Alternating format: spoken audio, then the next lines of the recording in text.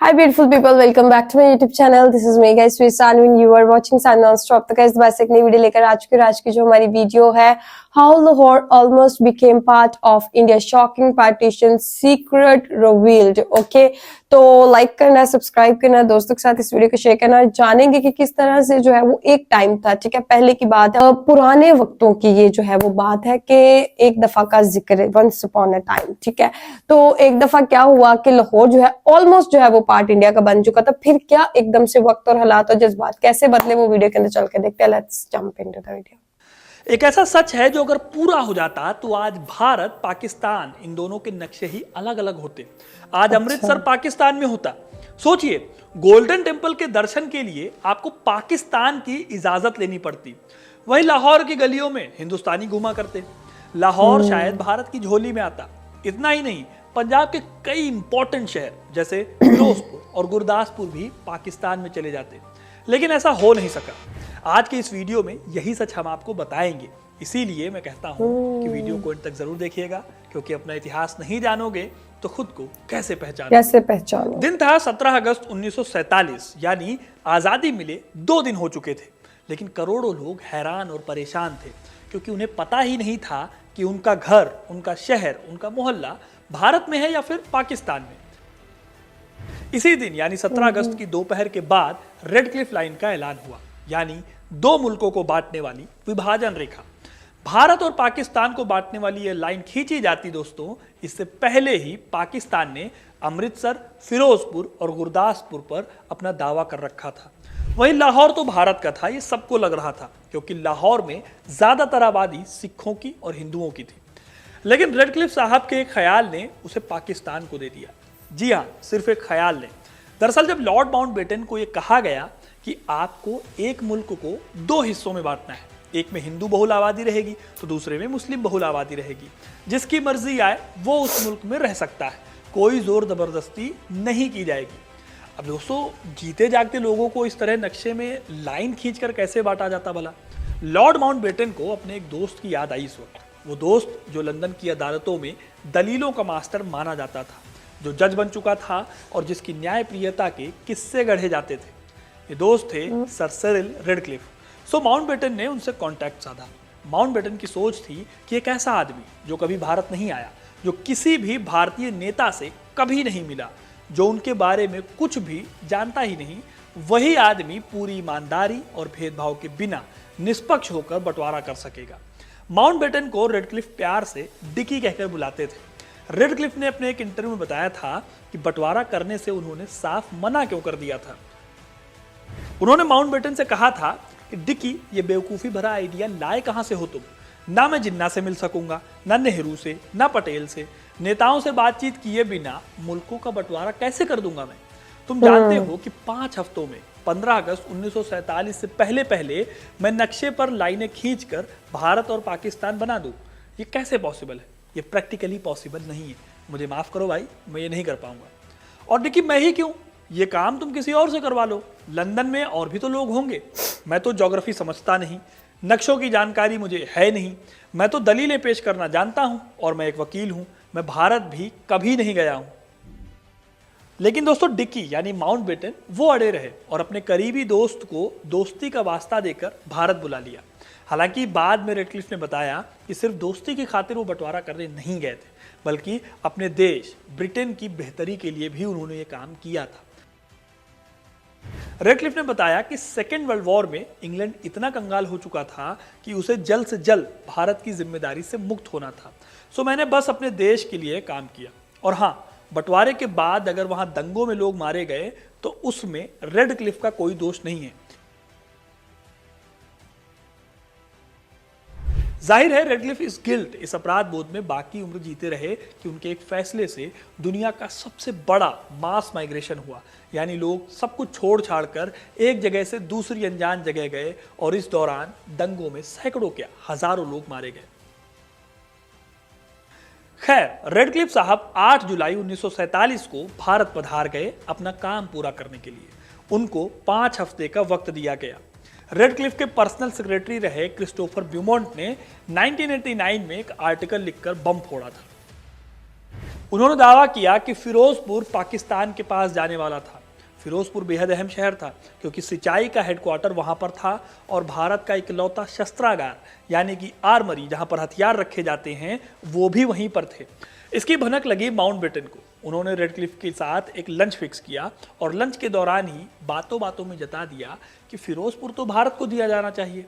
अब जब लंच खत्म हुआ और रेडक्लिफ को लगा कि वायसराय की बातों में दम है, तो शाम होते होते रेडक्लिफ ने अपना फैसला बदल लिया और संदेश भिजवा दिया कि फिरोजपुर भारत के हिस्से में आएगा। वैसे दोस्तों, हिस्टोरिकली फैक्ट के तौर पर माउंटबेटन और रेडक्लिफ के इस लंच का कोई जिक्र कहीं पर भी नहीं मिलता, लेकिन एक तिजोरी में कैद एक यूएसए में भी इस लंच बात होता की है। गवाही जरूर देता है। दरअसल रेडक्लिफ ने 8 अगस्त 1947 को पंजाब के आखिरी गवर्नर सर इवॉन जेनकिंस को एक नक्शा भेजा था। 1948 में जेनकिंस की तिजोरी जब खोली गई तो उसमें यह नक्शा मिला। इस नक्शे में फिरोजपुर को पाकिस्तान में दिखाया गया था, यानी कि फिरोजपुर सच में पाकिस्तान में जाने वाला था।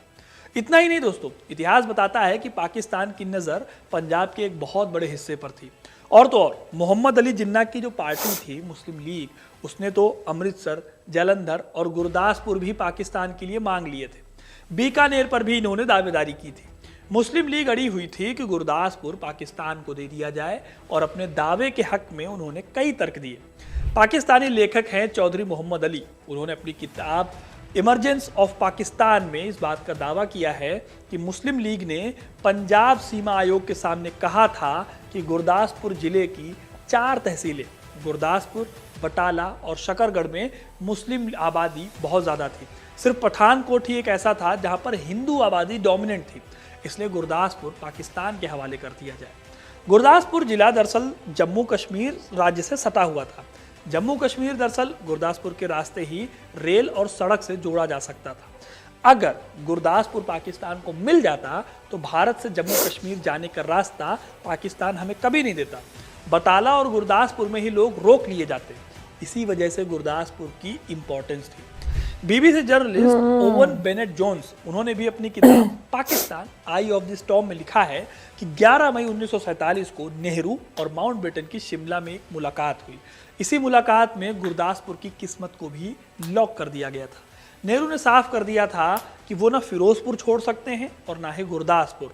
माउंटबेटन ने जून 1947 में ही बता दिया था कि मुस्लिम आबादी होने के बावजूद गुरदासपुर भारत के पास जा सकता है। बाद में जब प्रेस कॉन्फ्रेंस में माउंटबेटन से पूछा गया कि पंजाब के गुरदासपुर जिले की 50.4% आबादी मुस्लिम है, फिर भी आपने उसे पाकिस्तान में क्यों नहीं दिया, माउंटबेटन ने भी एक चालाक पॉलिटिशियन की तरह मुस्कुराते हुए कहा था कि गुरदासपुर के कई मुसलमान ऐसे हैं जो भारत में ही रहना चाहते हैं। ये ज़रूरी नहीं है कि हर मुस्लिम आबादी वाला शहर पाकिस्तान को दे दिया जाए। वैसे दोस्तों, कुछ इतिहासकार ऐसे भी हैं जो मानते हैं कि माउंटबेटन और रेडक्लिफ ने खेल खेला था। कश्मीर का गेटवे कहा जाने वाला गुरदासपुर तो भारत को दे दिया, ये जानते हुए कि जम्मू और कश्मीर का मुद्दा ना तो अभी तक सुलझा है और आगे भी ये दोनों मुल्कों के बीच कांटे बोता रहेगा। दोनों मुल्क इसी एक मुद्दे पर शांति से नहीं रह पाएंगे। पाकिस्तानी लेखक चौधरी मोहम्मद अली ने अपनी किताब द इमरजेंस ऑफ पाकिस्तान में भी कहा है कि मुस्लिम लीग कोशिश में थी कि पाकिस्तान की सीमा ईस्टर्न बॉर्डर की तरफ बढ़ाई जाए। इसीलिए इन्होंने लाहौर संभाग के पूरे हिस्से के साथ साथ जालंधर संभाग के आधे हिस्से पर दावा किया था। लेकिन लाहौर को छोड़कर दोस्तों मुस्लिम लीग के ज्यादातर दावे रिजेक्ट कर दिए गए। पाकिस्तान ने अमृतसर भी मांगा। लॉजिक ये था कि अमृतसर जिले की जो तहसील है यानी अजनाला तहसील वो मुस्लिम बहुल है। पाकिस्तान ने जालंधर भी मांगा और उसमें भी तर्क वही, नकोदर और जालंधर मुस्लिम आबादी वाली तहसीलें हैं।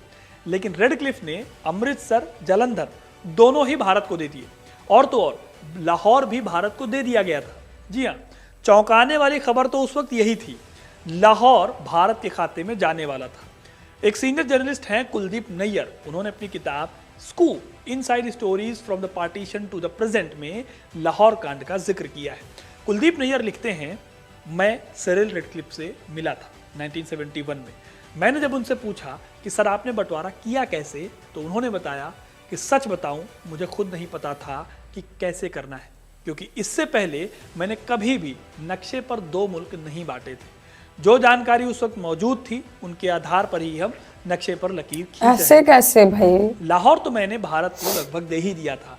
फिर मुझे कुछ एहसास हुआ कि पाकिस्तान के पास तो कोई भी बड़ा शहर है ही नहीं। कलकत्ता मैं पहले ही भारत को देने को तय कर चुका हूँ। लाहौर में हिंदू और सिखों की अच्छी खासी आबादी थी, वहां उनके कारोबार थे, दुकानें थी, संपत्तियां थी, लेकिन मेरे पास कोई ऑप्शन नहीं था। मुझे पाकिस्तान को एक बड़ा शहर देना ही था, तो मैंने लाहौर उन्हें ही दे दिया। तो दोस्तों, ये थी कहानी लाहौर के भारत में शामिल होते होते रह जाने की। और ये कहानी इस बात की भी, चाहिए लाहौर, जालंधर, गुरदासपुर और फिरोजपुर पाकिस्तान में जाते जाते कैसे रह गया। तो ये कहानी आपको कैसी लगी कमेंट करके जरूर बताइएगा। वीडियो को लाइक। अच्छा, ये कहानी जो भी थी ठीक है, हम लोगों ने सुन ली, अच्छी थी, लेकिन मैं एक चीज बोलना चाहूंगी कि पार्टीशन शुरू से सही नहीं हुई। ठीक है, ब्रिटिश गवर्नमेंट ने इंडिया और पाकिस्तान के साथ बहुत नाइंसाफी की इस तरह की पार्टीशन करके मतलब एक ऐसे इंसान को जो है वो उन्होंने पार्टीशन की जिम्मेदारी दी जिसको मतलब कुछ पता ही नहीं कहाँ पे कौन रह रहा है, कैसे रह रहा है। अब देखे ना, मसला कश्मीर अभी तक इंडिया पाकिस्तान के अंदर, जिसे कहते हैं ना, एक ज्यादा सबसे ज्यादा प्रॉब्लम क्रिएट वही मसला कर रहा है, और स्टार्टिंग से ये मसला चलता आ रहा है। अगर ब्रिटिश गवर्नमेंट तभी जो है वो एक सेंसेबल तरीके से पार्टीशन करती तो आज ये दिन ना देखने पड़ते, ट्रेड भी होती, सारी चीजें होती, और मसला कश्मीर भी ना रहता। और इनकी सिर्फ छोटी मोटी गलतियों की वजह से इंडिया पाकिस्तान के दरमियान अब तक जो है वो मसले चल रहे हैं। तो अब ये कहना कि मतलब मैंने बस देखा कि वहां पे कोई बड़ा शहर नहीं है, मैंने देखा ये ऐसे नहीं है, ये वैसे नहीं है, मतलब उनको समझ ही नहीं आई पार्टीशन करने की सही। तो जिम्मेदारी भी उनके पास थी। खैर देखें, अब जो हो गया तो सो हो गया, लेकिन लड़ाइयां झगड़े तो अभी तक चल रहे हैं ना।